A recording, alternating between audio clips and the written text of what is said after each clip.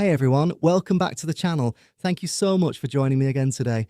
If you're new here, we dive into some of the most unbelievable true stories in history, stories that are powerful, tragic, and often forgotten.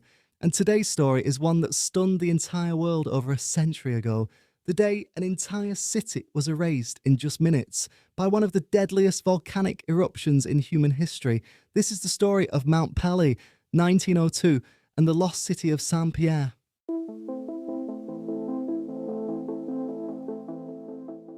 At the dawn of the 20th century, the island of Martinique stood as a jewel of the French Caribbean. Lush green hills rolled down to turquoise waters, and the port of Saint-Pierre bustled with life. Sailboats and steamships crowded its harbour, carrying sugar, rum, cacao, and exotic fruits bound for Europe. Visitors from Paris called it the Paris of the Caribbean, a cosmopolitan city of theatres, cafes, dance halls, and elegant stone buildings.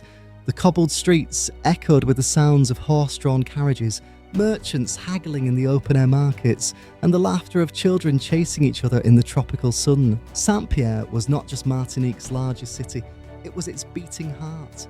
Nearly 30,000 people lived here, packed into neighbourhoods that climbed the slopes overlooking the harbour. Banks, trading houses and warehouses displayed the wealth of the sugar trade. Theatres staged European plays, and cafes served fine wines and strong Caribbean coffee. On Sundays, the cathedral filled with parishioners dressed in their best, while afterward, families strolled the seaside promenade to enjoy the salty breeze. To locals, this was a city of pride and sophistication, a bridge between the Caribbean and France. But towering above this vibrant life was a presence far older, far more powerful: Mount Pelée.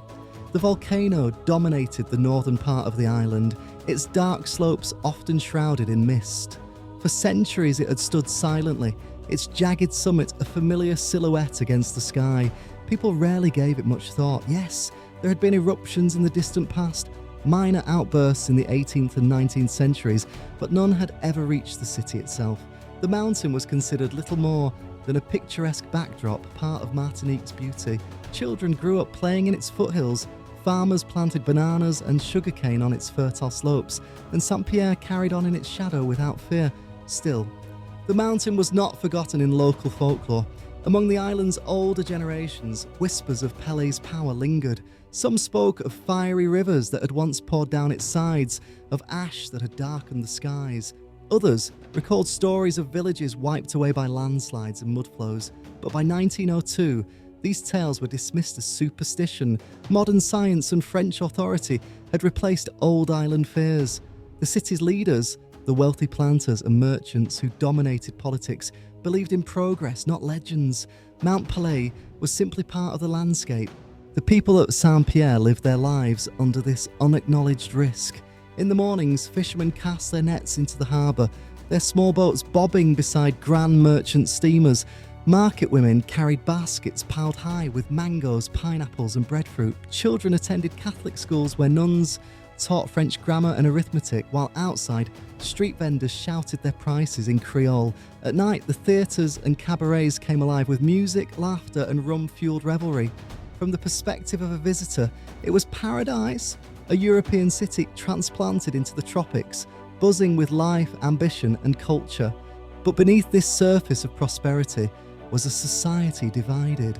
The descendants of wealthy French planters still controlled much of the land and politics, while the majority of the population, freed slaves and their descendants, lived in poverty, working in cane fields and factories. Life in the countryside was harsh. Peasants hauled cane to the rum distilleries under the hot Caribbean sun, their labour enriching the merchants of Saint-Pierre. The city itself reflected this inequality. Stone mansions lined the main boulevards, while wooden shacks clung to the hillsides. In early 1902, the political climate of Martinique added another layer of tension. Elections were looming and rival factions campaigned fiercely. The ruling elite, eager to maintain control, needed the support of Saint-Pierre's large population. Rumours swirled of corruption, of votes being manipulated, of leaders willing to risk anything to keep their grip on power. In hindsight, this political turmoil would play a crucial role in what was to come. For when Mount Pelée began to stir, many warnings were ignored, dismissed as exaggerated, or silenced altogether, lest they interfere with the vote. Yet in those early months of 1902, no one in Saint-Pierre could imagine what fate awaited them. The city seemed invincible. Ships still unloaded cargo at the docks. Schoolchildren still recited their lessons. Lovers still strolled along the harbour, gazing at the stars. And the mountain, ever silent, seemed as unchanging as the sea. Among the thousands of families living their daily lives was the Darson family, a typical middle-class household. Pierre Darson, a clerk for a shipping company, spent his days recording manifests of rum barrels bound for France. His wife, Elise, taught piano lessons to the daughters of wealthy merchants. Their two children, Luc and Marie, played in the narrow alleyways, their laughter echoing through the streets. From the balcony of their modest home, the family could see Mount Pelée rising in the distance, its slopes dark against the morning light. To them, it was simply part of the view, something permanent and safe. But in just a few months, the Darcyn, like tens of thousands of others, would face a catastrophe unlike anything the modern world had ever witnessed. For while the people of Saint-Pierre lived their lives in confidence, Mount Pelée was stirring, quietly preparing to remind the island of its true power. Mount Pelée was more than just a mountain. It was a sleeping giant. At 4,583 feet, 1,397 metres, it rose above the island like a guardian, its summit often hidden by a crown of clouds. The slopes were cloaked in rainforest, rich with bamboo, ferns and orchids. Waterfalls tumbled down hidden ravines, and rivers carved their way toward the sea. To the people of Martinique, Pelée was both a source of life and an ever-present backdrop to their existence. Its fertile soils nourished crops of sugarcane, coffee, bananas and cacao. To climb its trails was to walk through a world of birdsong and rustling leaves, with the occasional glimpse of the Caribbean Sea sparkling below. But beneath this beauty, the volcano held an untamed force. Mount Pelée was part of the great volcanic arc of the Lesser Antilles, born of the collision between the Atlantic tectonic plate and the Caribbean plate. For millennia, magma had risen through fractures in the Earth's crust, building layer upon layer of ash, lava and hardened rock. Though the people of Martinique saw only the green slopes and quiet summit, scientists today know that Pelée was what geologists call a stratovolcano, the most dangerous kind capable of violent explosive eruptions.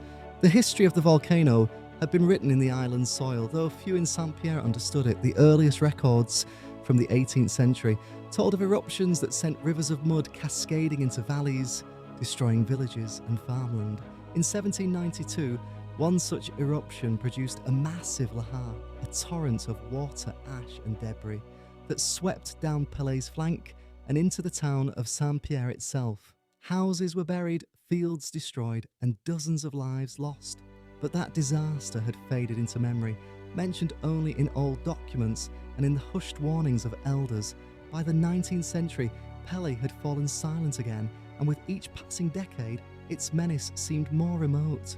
A smaller eruption in 1851 left little impact, and by 1902, the memory of danger had almost vanished. To the younger generations, the mountain was simply part of the island's scenery. Tourists who visited Martinique marvelled at its beauty, often climbing to the summit to look out across the Caribbean. Farmers trusted its slopes with their livelihoods. Politicians dismissed any suggestion of risk. As far as Saint-Pierre was concerned, Pelée was harmless. Yet, signs of its true nature were always present for those who knew where to look. The very name Pelée meant bald or bare in French, a reference to its stark, barren summit, where vegetation refused to grow. Travellers who hiked to the top described a strange, sulphurous smell that sometimes drifted from cracks in the ground. Birds often avoided the higher slopes, and hunters spoke of sudden landslides triggered by heavy rains. These were the whispers of the volcano's restless heart, warnings that the mountain was not as dormant as it seemed. The indigenous people of the Caribbean, long before the arrival of Europeans, had understood this danger better than the settlers who came after them. The Kalinago and Arawak peoples spoke of fiery mountains that could destroy villages in an instant. To them, volcanoes were sacred and feared, the dwelling places of spirits. But colonisation and the spread of European culture had pushed aside these ancient stories, replacing them with a belief in reason, science and human mastery over nature. By 1902, most of Saint-Pierre considered such tales primitive, relics of a past they had outgrown. The Darcin family, like most residents, rarely gave Pelée much thought. Pierre, the shipping clerk, sometimes glanced at the mountain from his office window, but to him, it was just scenery. Elise mentioned it occasionally when her piano students asked about hiking trips or picnics in the hills. Luc and Marie saw it as an adventure, a distant playground where stories of bandits and hidden treasures were told by older children. The idea that the mountain could one day threaten their lives was unthinkable. But Pelée was not asleep. Deep within its core, molten rock simmered, slowly building pressure, gases collected in underground chambers, expanding, seeking release. For centuries, the giant had been quiet, but silence in a volcano is never eternal. In the early months of 1902, subtle signs began to emerge, so faint that most people ignored them. Farmers on the northern slopes noticed that springs of clear water sometimes turned muddy.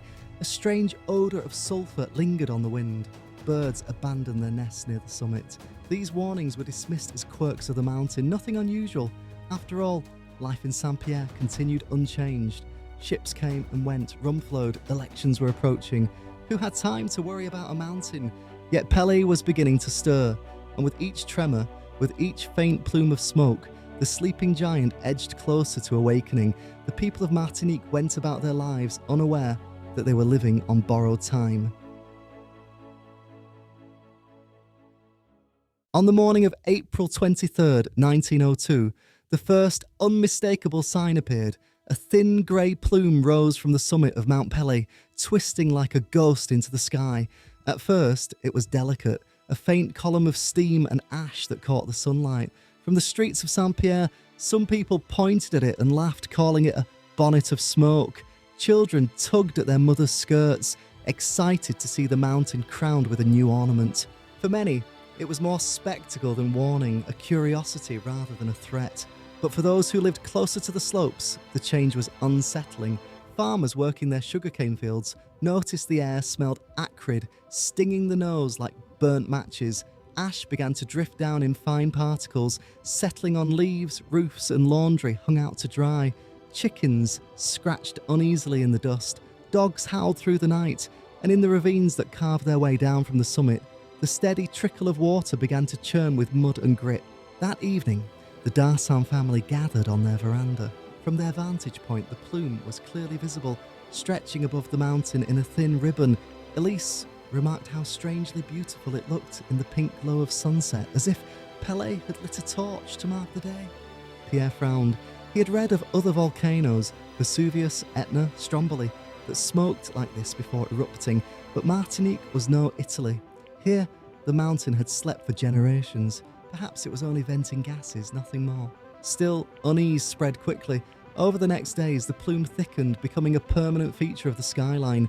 Ash fell steadily, coating Saint-Pierre in a fine grey powder. Shopkeepers cursed as their goods grew dusty, while children delighted in leaving handprints and drawings on the powder-covered railings. Priests spoke of it in sermons, reminding their congregations of divine power, but most residents reassured one another, with a phrase repeated so often it became almost a mantra: Pelée has always smoked, it will do no more than that. By April 25th, the mountain grew louder. Deep rumblings echoed through its core, like distant cannon fire. Windows rattled in Saint-Pierre. The fishermen along the coast said the sea grew restless, waves slapping unusually hard against the piers. A faint vibration seemed to hum beneath the streets, as if the earth itself had developed a pulse. Scientists were scarce on the island, but a few officials attempted to investigate. Governor Louis Moutet dispatched observers to climb Pelée's slopes. They returned with alarming reports. Fissures had opened near the summit, releasing hot steam and sulphur. Vegetation near the crater had been scorched to black stubble. One man swore he saw glowing rock deep within a vent, though others dismissed it as imagination. Despite these findings, reassurance remained the official message. With elections looming in early May, the colonial administration feared panic more than ash. Newspapers described Pelée's activity as interesting but not dangerous. Editorials insisted that the volcano added a touch of drama to the island's scenery, a natural wonder for visitors to marvel at. To admit real danger might disrupt commerce, damage the sugar harvest, or drive voters away from the polls. But nature does not heed politics. By April 27th, disaster struck a village north of the mountain. A torrent of boiling mud, rocks and water, a lahar, roared down the Rivière Blanche, smashing through homes and plantations. Entire fields were swallowed, livestock perished, their carcasses swept to the sea. At least 20 people were killed in minutes, their bodies buried under tons of ash and mud. Survivors staggered to Saint-Pierre with tales of terror, the ground shaking, the sky darkening and the river turning into a roaring wall of destruction. This was no longer harmless smoke. Mount Pelée was awakening. And yet, in Saint-Pierre, life continued. Theatres still staged performances, merchants still filled the market, cafes still buzzed with conversation. True, ash dusted the streets and the air stung with sulphur, but many convinced themselves that the worst had already happened, that the lahar had released the mountain's pressure. The Darsang clung to this hope, though Pierre noticed that Luc and Marie no longer played outside for long. The ash made them cough, and the constant rumbling unsettled them. Elise kept their piano lessons indoors, windows shut, as if music might keep fear at bay. But each day, the volcano grew more violent. Explosions cracked from the summit, sending fountains of ash high into the sky. Rocks tumbled down slopes, rivers boiled, birds abandoned entire valleys. And always, the plume above Pelée thickened, stretching higher, darker and more menacing. By the end of April, there was no denying it. The sleeping giant was fully awake, and it was only the beginning. As April gave way to May, the mountain turned furious. From Saint-Pierre, people no longer saw a delicate plume, but a towering column of ash that spread wide, blotting the blue sky. It rose higher each day, shifting from white steam to dense, angry black. The sun shone weakly through the haze, casting the city in a strange, perpetual twilight. Ash now fell in earnest, a constant drizzle that coated everything in grey. Roofs sagged beneath the weight, streets became slick with soot. In the market square, merchants fanned their baskets of fruit, trying to keep the fine powder from spoiling their goods.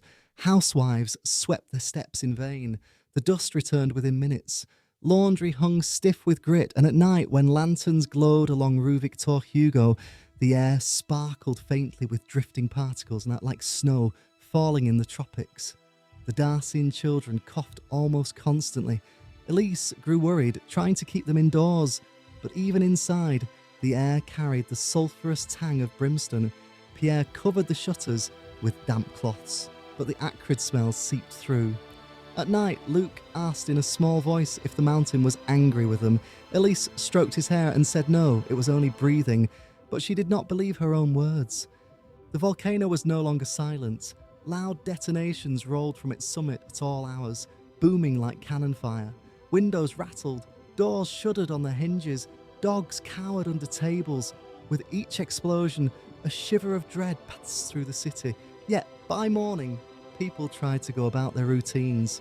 Fishermen still cast their nets, though the sea carried strange rafts of pumice that scratched their boats. Theatre posters still advertised performances. The cafes still buzzed, though now most conversations circled back to the mountain. On May 2nd, Saint-Pierre was shaken by one of the most terrifying spectacles yet. A rain of hot ash and glowing cinders poured from the sky, driven by fierce winds. Roofs caught fire, fields outside the city smouldered. People ran through the streets with buckets of water, beating at sparks before they spread. For a time, it seemed the city might burn, but by dawn, the wind shifted, carrying the embers out to sea. The authorities downplayed it. Officials declared the eruption serious but not immediately dangerous. The governor and his advisors insisted evacuation was unnecessary. Some even suggested the worst danger had already passed. Newspapers repeated this line, assuring citizens that Pelé's outbursts were dramatic but unlikely to reach the city itself. Many clung to this reassurance, desperate to believe it. And yet, the evidence around them told another story. Farmers abandoned their plantations on the northern slopes, fleeing with whatever possessions they could carry. Entire villages emptied. Survivors described choking clouds, rivers of boiling mud, and lightning flashing within the ash. The ground itself was hot to the touch in some places. Even the birds were leaving. Flocks of parrots and herons seemed flying south in great frantic clouds. In Saint-Pierre, refugees began pouring in. They brought stories of devastation. Plantations flattened, animals suffocated, rivers clogged with dead fish. They begged their relatives in the city to leave with them, but many refused. Saint-Pierre is safe, they insisted. The sea protects us. Pelée has smoked before some believed the city's importance. Its wealth, its churches, its culture made it untouchable. Surely fate would not erase the very heart of Martinique. Meanwhile, the volcano showed no sign of calming. Tremors rattled the island daily. Explosions hurled glowing rocks high into the air, which rained back onto the slopes. Columns of ash climbed so high they were seen from neighbouring islands. The sea turned murky with volcanic debris, and a sickly smell of sulphur drifted for miles. On the Darcin veranda, Pierre watched the mountain night after night. Often, the summit glowed red, like a forge burning in the dark. Streaks of fire crawled down its flanks, rivers of lava glowing through the ash. The sight was both mesmerising and terrifying. Elise, once comforted by music, found it impossible to play. The constant booming drowned her piano. Instead, she kept the children close, whispering prayers as the windows shook with each detonation. By May 5th, the disaster drew near. That morning, a monstrous lahar tore down the Rivière Blanche, obliterating everything in its path. It crashed into the Guérin sugar works, killing nearly 150 people, workers, families, even animals tethered in the yard. Survivors who reached Saint-Pierre described a roaring flood of boiling mud and ash, fast as a train, unstoppable. This was no isolated incident. The mountain was building towards something greater. Some sensed it, others refused to admit it, but the truth loomed over Saint-Pierre as darkly as the ash cloud that hung above its streets.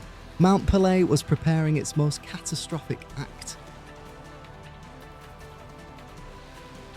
By early May 6th, Saint-Pierre was no longer the Paris of the Caribbean. It was a city under siege, not by invading armies, but by its own mountain. The once bright streets were cloaked in ash, the sea lapped grey against the quays, and every breath carried the taste of sulphur. Yet the city was still alive with movement. Markets opened, shops clattered, horses pulled carts along Rue de la République. People forced themselves into routine, though fear was etched into every face. The reason most stayed wasn't just stubbornness, it was politics. In just days, Martinique would hold important elections. Governor Louis Moutet and his administration feared that ordering a mass evacuation would appear weak, even cowardly. Saint-Pierre was the jewel of the island, its cultural heart, its commercial port, its pride. To abandon it, even temporarily, would be seen as surrendering to hysteria. So officials did the opposite. They reassured. Newspapers published editorials claiming the volcano was spectacular, yes, but not truly dangerous. They pointed to past eruptions where Pelée had smoked and rumbled but spared the city. Scientists sympathetic to the government echoed this. One local professor insisted the volcano's fury was already waning. Another declared Saint-Pierre's position protected by its topography. Each proclamation was designed to soothe. Yet on the streets, panic simmered. Refugees from the north continued to pour in. They told of villages erased, of crops gone black under ash, of rivers running hot and foul. Many of them begged their city relatives to leave. But where could they go? The countryside was already overwhelmed, plantations abandoned. The city itself, despite its choking air, seemed the last refuge. Some tried to leave by sea. Ships waited in the harbour, but officials discouraged departures. They worried an exodus would spark chaos. The governor even stationed gendarmes at the docks, restricting boats from ferrying people south to Fort-de-France. Rumours spread that only those with special connections could find passage. For the majority, escape was not an option. The Darcin family, like many others, wrestled with the choice. Elise begged Pierre to take her and the children south, even on foot if necessary. Pierre hesitated. Their livelihood, their home, everything they owned was in Saint-Pierre. And the authorities, men he trusted, insisted the city was safe. If everyone left, he reasoned, they would return to nothing but looted shops and burned houses. "We must endure," he said, though his own eyes betrayed doubt. The mountain did not wait for their decisions. On the night of May 6th to 7th, Pelée sent out another terrifying sign. At midnight, an immense explosion shook the island. A towering column of fire and ash rose into the sky, lit by lightning flashing within the cloud. Stones rained on the outskirts of the city. Ash fell thicker than ever, blanketing roofs and clogging gutters. In the dark streets, people lit candles and huddled in churches, whispering prayers. The next morning, a delegation of terrified citizens marched to the governor's palace. They pleaded with Muta to allow evacuation. "The mountain will kill us," one man said bluntly, but the governor refused. To flee, he said, would create panic and ruin. He reassured them the danger was exaggerated, that Saint-Pierre remained safe. To prove his confidence, he made a fateful choice. He and his wife Pelean moved from Fort-de-France to Saint-Pierre on May 7th. His presence was meant as a gesture of trust, a promise that he would never endanger himself, his family, or the city without reason. Some were comforted, others felt a chill, as if the governor's arrival sealed their fate. That night, Elise Darson held her children close as tremors rattled the shutters. Luke whispered, "Mama, will we die?" She hushed him, kissing his hair, unable to speak. Outside, Pelée glowed like a furnace in the darkness, ash drifting across the rooftops like a shroud. By May 8th, 1902, Ascension Day, more than 30,000 people remained in Saint-Pierre. They awoke to skies the colour of smoke, to air thick enough to sting their throats, to streets buried under ash. The mountain rumbled louder than ever, yet church bells rang that morning, calling the faithful to worship. Shops opened, a theatre performance was still scheduled. In the harbour, ships swayed uneasily, their crews watching the volcano with wary eyes. The point of no return had been reached.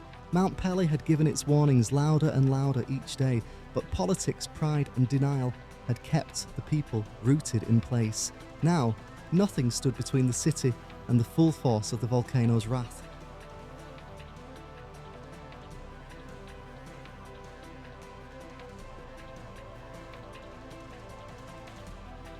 Dawn broke over Saint-Pierre on Thursday, May 8, 1902, but the sun never truly rose. The sky was veiled in thick ash, turning the city into a twilight world. The streets were silent except for the crunch of footsteps on cinders. Roosters crowed weakly, their cries muffled by the heavy air. It was Ascension Day, a holy feast in the Catholic calendar, and churches prepared for Mass. Bells tolled from towers, their sounds swallowed almost immediately by the volcano's growl. In the marketplace, women brushed ash from their baskets of fruit and bread, determined to maintain some semblance of normalcy. Children in threadbare clothes ran through the streets, coughing but laughing, as if the mountain's fury were just another part of their daily lives. High above them, Pelée was transforming. Overnight, the dome at its summit had collapsed, releasing molten rock and sending clouds of scalding gas swirling down its slopes. From the sea, sailors on anchored ships watched in awe. The volcano's peak glowed faintly red, its flanks streaked with new lava. Some swore they saw the outline of a monstrous shape in the smoke, a fiery apparition looming over the city. At the governor's residence, Louis and Pauline Moutet rose early. The governor, dressed in his immaculate uniform, determined to show calm, he reviewed reports brought by aides. Tremors through the night, rivers boiling, strange smells in the air. He dismissed them as exaggerated. At 7:30 a.m, he wrote a short note reassuring the administration in Fort-de-France that all was under control. His wife, though pale, joined him for breakfast. She asked him softly, "Louis, what if we are wrong?" He smiled, though his eyes betrayed unease. Across town, the Darson family prepared for the day. Pierre checked on his store, brushing a thick layer of ash from the counters. Elise tried to prepare breakfast, but the bread was gritty with dust, the water tinged with sulphur. Luke and little Marie sat quietly, unusually subdued, staring out the window at the looming volcano. When a tremor shook the floorboards, Marie began to cry. Elise gathered her into her arms, whispering prayers. At 7:52 a.m, everything changed.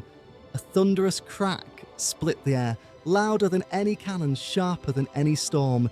The summit of Mount Pelée erupted with unimaginable violence. The lava dome collapsed entirely, releasing a pyroclastic surge, a boiling avalanche of superheated gas, ash and rock.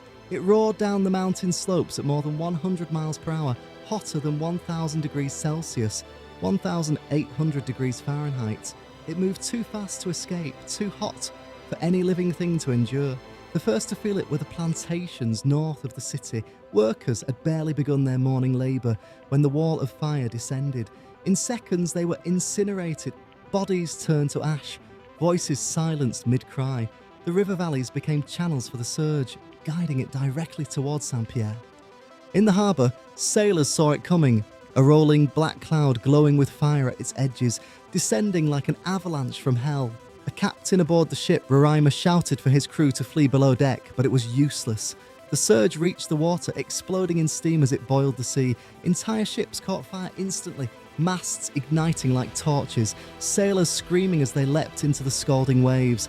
On land, the city was swallowed whole. The surge smashed into Saint-Pierre at 7:55 a.m., flattening buildings, shattering walls, igniting everything combustible. Roofs exploded into flame.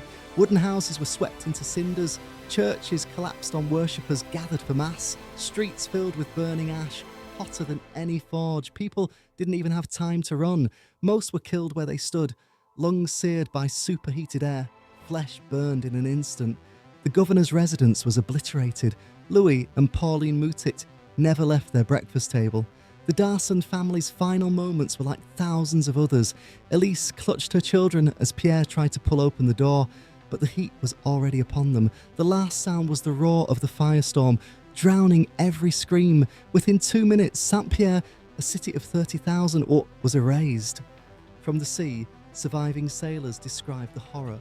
They saw the city vanish under the rolling black cloud, then reappear as a hellscape of flames and ruin. The Roraima, along with nearly every vessel in the harbour, was burning. Survivors in the water clung to debris, their skin blistering in the boiling waves.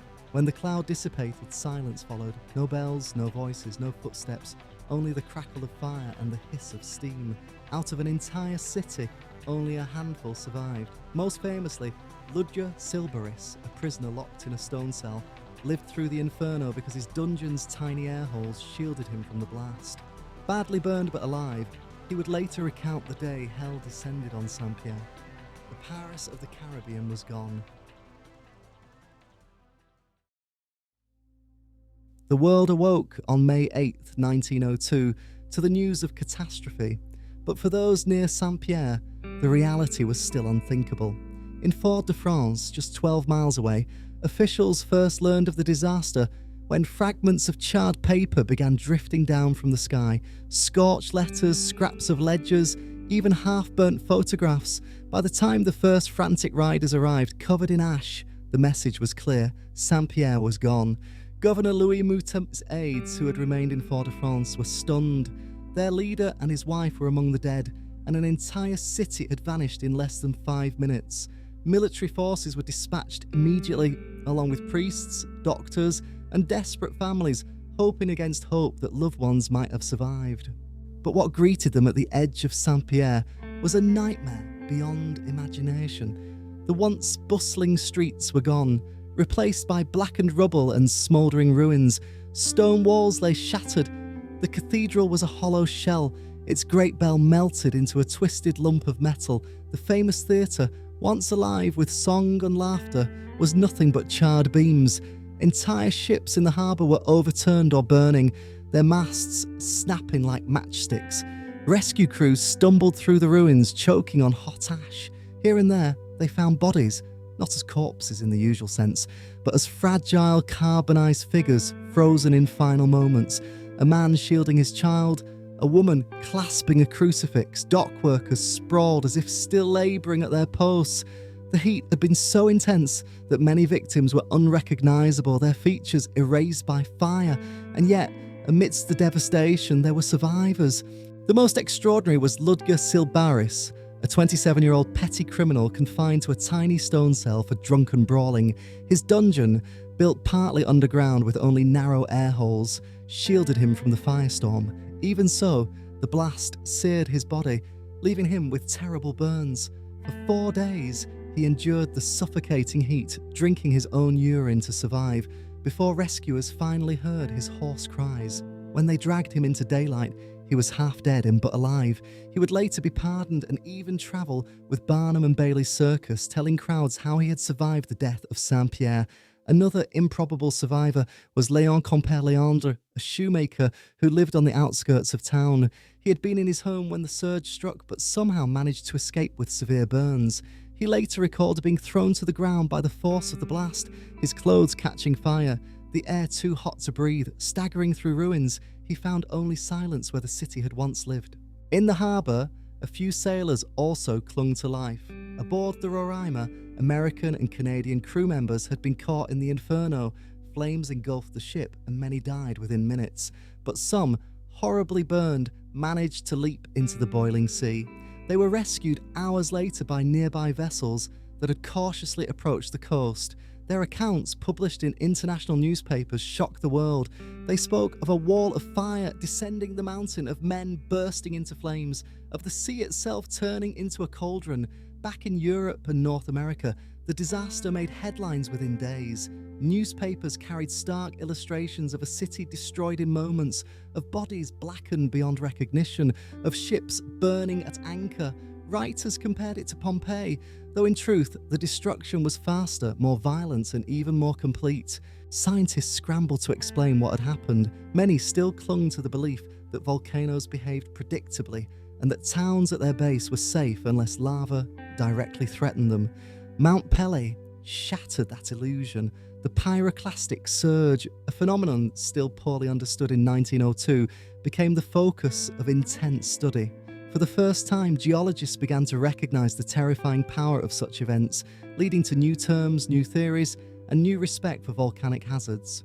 For Martinique itself, the tragedy was overwhelming. The island had lost not only its most prosperous city, but also its political and cultural heart. Nearly 30,000 lives had been extinguished in less than 5 minutes. Survivors were scattered, homeless, traumatised. Families who had once walked proudly in the city's markets or danced in its theatres now wandered barefoot among the ashes, searching desperately for loved ones they would never see again. International aid poured in. France dispatched warships and supplies. The United States sent doctors, food and money. Other Caribbean islands contributed what little they could. Relief camps were set up in Fort-de-France, where thousands of refugees crowded into makeshift shelters. Disease soon followed: dysentery, fever and respiratory illness from inhaling volcanic ash. But while the world grieved and sent aid, some also speculated darkly. Why had Governor Moutet kept the people in Saint-Pierre despite the clear warnings? Why had ships been told to anchor rather than flee? Why had so many voices of fear been silenced by politics? The tragedy sparked bitter debates in France about colonial governance and the arrogance of ignoring natural dangers for the sake of economic pride. For survivors like Ludger Silbaris, life would never be the same. Scarred and disfigured, he became a living testament to both the fury of Pelée and the fragility of human life in the face of nature. For Martinique, Saint-Pierre remained a grave, a city that once glittered like the jewel of the Caribbean, now reduced to ash and silence. The disaster left the world shaken, not only by the scale of death, but also by the reminder that civilization, no matter how grand, could be erased in the blink of an eye. When the smoke cleared and the ashes settled, Saint-Pierre no longer existed as a living city. What remained was not simply a ruin, but a scar on history, a reminder of how fragile human ambition is in the face of nature's forces. Yet from that devastation came profound changes that reached far beyond the shores of Martinique. For months after the eruption, the ruins of Saint-Pierre stood untouched. The dead, entombed in ash and rubble, were too numerous to bury. Rescue workers who ventured into the city described an eerie stillness broken only by the hiss of steam escaping from cracks in the ground. Dogs and scavenging birds circled, but few humans dared linger. Even a year later, survivors spoke of the silence that hung over the site, as though the mountain itself had extinguished not just life, but sound. Some families refused to return, others came to search for keepsakes: a wedding ring fused to stone, a scorched family Bible, a child's toy. These fragments became sacred relics, symbols of lives lost in the blink of an eye.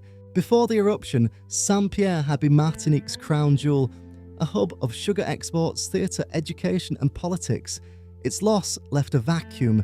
Fort-de-France, which had been overshadowed for centuries, suddenly became the island's capital in every sense: administrative, economic and cultural. Saint-Pierre would never recover its former glory. Even today, its ruins remain as testimony, never rebuilt to the size or stature it once held. Perhaps the most enduring legacy of Mount Pelée was the way it reshaped the science of volcanology. In 1902, the concept of a pyroclastic surge was barely understood. Scientists had theories about lava flows, ash falls, and even explosive blasts, but the speed, heat, and density of Pelée's cloud defied existing models. French geologist Alfred Lacroix, dispatched to study the disaster, meticulously documented the event. His reports introduced the term nuée ardente, glowing cloud, to describe the phenomenon. Over the next decades, volcanologists worldwide refined this into what we now call pyroclastic flows, unstoppable avalanches of hot gas, ash, and rock, moving faster than a hurricane. Pelée, along with the eruption of Krakatoa, 1883, became case studies in the deadly unpredictability of explosive volcanoes. Lacroix's work also helped transform volcano monitoring, where once eruptions had been viewed as acts of fate. The 20th century saw the establishment of permanent observatories, seismograph networks, and early warning systems. While Pelée's victims had no chance, their deaths pushed forward the science that has since saved countless lives in Italy, Japan, the Philippines, and elsewhere. In Paris, the tragedy raised uncomfortable questions. Why had Governor Moutet insisted on keeping the population in place despite rising danger? Why had local elections mattered more than human safety? French newspapers raged at what they saw as colonial arrogance, a belief that order and economic stability outweighed the warnings of nature. The government eventually offered aid, but the debates lingered. For many in Martinique, Pelée became a symbol not only of nature's fury, but also of the cost of political pride. The lesson resonated in later decades as France reconsidered how to govern its colonies, though critics argued that true reform was slow and uneven. For the survivors of Martinique, the disaster reshaped identity. Saint-Pierre became both a place of mourning and of pilgrimage. Families told stories of lost relatives, and the names of victims became etched into community memory. Religious leaders spoke of divine judgment, while others saw the eruption as a reminder of humanity's smallness before creation. In literature and art, Pelée's eruption inspired poems, novels, and paintings. Writers compared it to Pompeii, though survivors often insisted it was worse. Pompeii had been buried slowly, while Saint-Pierre was burned alive in minutes. The survivors themselves became living legends. Ludger Silberis, the prisoner who survived in his cell, toured the world as a walking testament to fate's cruelty and mercy. Léon Compère Léandre, the shoemaker, gave interviews for decades, retelling how he stumbled through fire to escape the city. Their voices carried the story to audiences who could scarcely believe such horror was possible. The legacy of Pelée continues to shape disaster preparedness. Modern volcanologists often cite 1902 as a turning point in the understanding of volcanic risk. Today, warning systems, evacuation plans, and hazard maps are standard practice. Yet even with these tools, eruptions in the late 20th and early 21st centuries, Mount St. Helens in 1980, Pinatubo in 1991, Montserrat in 1995, proved that lessons must constantly be relearned. For Martinique itself, Pelée remains both threat and teacher. The mountain is still active, its slopes fertile with new growth, but its summit scarred by the memory of fire. Scientists monitor it closely, aware that beneath its calm facade, immense forces still stir. Perhaps the greatest legacy, however, is memory. Saint-Pierre today is a quiet town of a few thousand residents, rebuilt in fragments among the ruins. Tourists wander its streets, gazing at the charred prison cell of Silberis, the melted church bell, the outlines of the theatre. The ruins are not simply monuments, they are warnings carved in stone and ash. The eruption of May 8, 1902, destroyed a city in minutes, but it also forced humanity to reckon with its own limits. It humbled colonial rulers, advanced scientific knowledge, reshaped Caribbean society, and etched into history one of the most harrowing examples of nature's indifference to human ambition.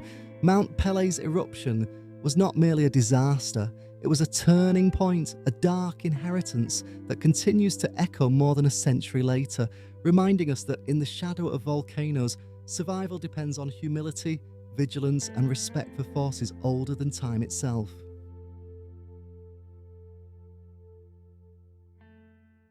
On the morning of May 8, 1902, the city of Saint-Pierre ceased to exist. In the span of less than 2 minutes, a community of 30,000 souls was erased by a force older than the island itself.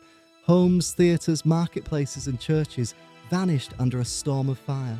Only silence remained, broken by the hiss of cooling ash and the distant crash of the sea. The world looked on in shock.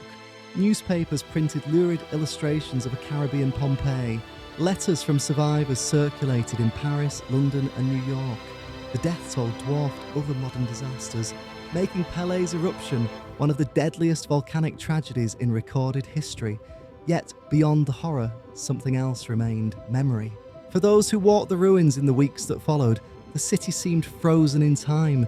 Dining tables were still set with plates of half-finished meals, shops with jars of sugar and rum sat untouched, and statues stood cracked but untoppled, like ghosts of what had been. Every object became a relic, infused with the presence of those who had vanished. Survivors clutched fragments of the past, holding on to keepsakes as if to keep the dead alive. The memory of Pelée travelled far. Sailors who once sailed into Saint-Pierre's bustling harbour now spoke of a ghost port. Children who grew up hearing the tale understood that cities could vanish in moments, that human pride was brittle in the face of the Earth's deep power. The tragedy of Saint-Pierre was not simply Martinique's loss, it was a warning to the world. Nature does not heed politics, commerce or ambition. It does not bend to the needs of elections or the comfort of denial. The eruption revealed how quickly human calculations, however carefully made, could unravel in the face of geologic inevitability. From Pelée, scientists learned to read the Earth more carefully. From Pelée, governments learned that hesitation could cost lives. And from Pelée, survivors learned that rebuilding is not simply a matter of stone and timber, but of courage, resilience and acceptance.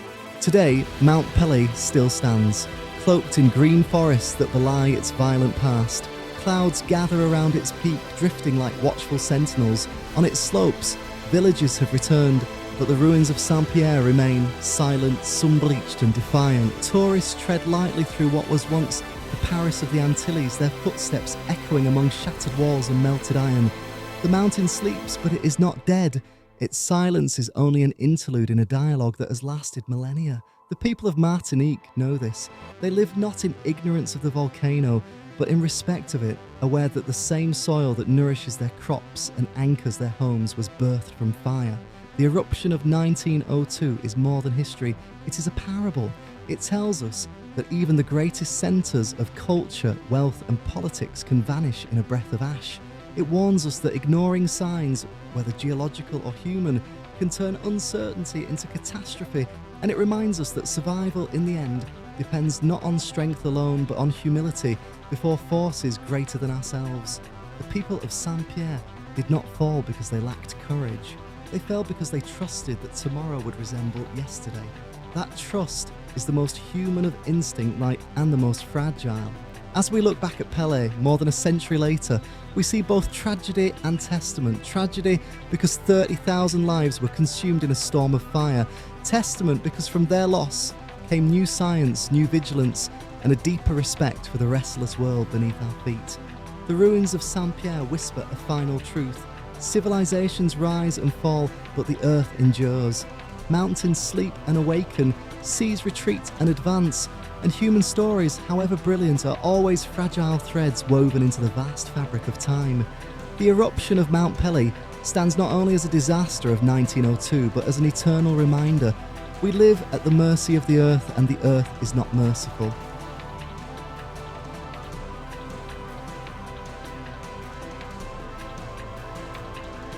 And that was the story of Mount Pelée's eruption. The day fire and ash consumed an entire city in minutes.